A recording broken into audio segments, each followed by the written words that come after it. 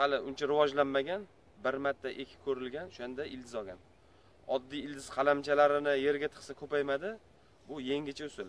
Texnik srez qilgandan keyin ko'p pavloniyani shoxlar anaqa tanasi qolib ketadi. O'shani tashlab yubormasdan ko'paytirish uchun qilsa bo'ladi. Bu yerda Xitoydan kelgan, Xitoydan olib ildiz qalamcha olib ko'paytirilgan FT anaqasi turibdi.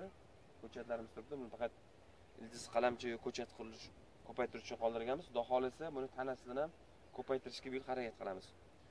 O'sha to'g'risida qisqacha ma'lumot bermoqchiman.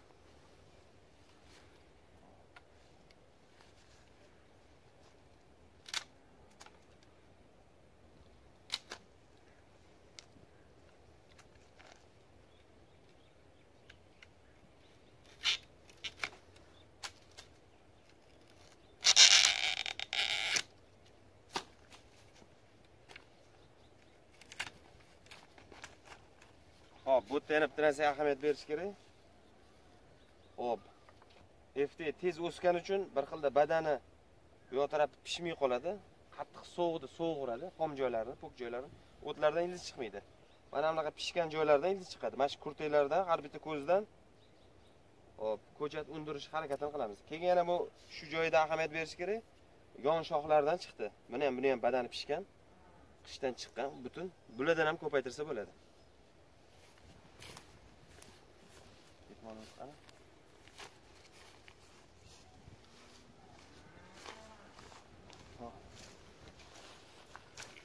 Bu yerda vaqtinchalik oldindan odam ko'rsatish uchun joy tayinlab qo'yganmiz.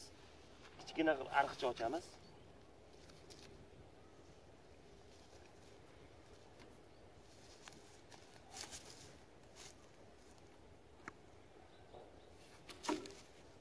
Hop, bu yerda pavloniya tez o'sgan joyi xom bo'ladi, mana po'k joyi. Ko'karmagan, sovuq ketgan, bunaqa joyini kesib tashlash kerak. Ortcha joy egallamaslik uchun. Hop, oddiy ko'miladi, yerga qo'yiladi. Yerga qo'yiladi va ustiga nomiga qilib yopib chiqiladi.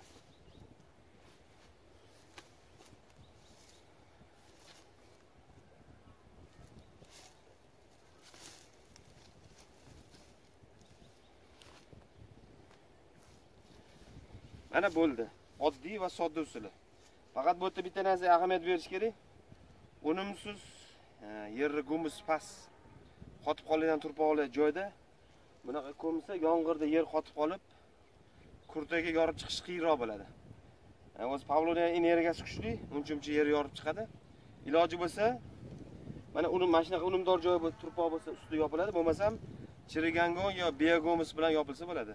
Mana oddiy sodda usuli. Bemalol shu usulda ham ko'paytirilsa bo'ladi. E'tiboringiz uchun rahmat.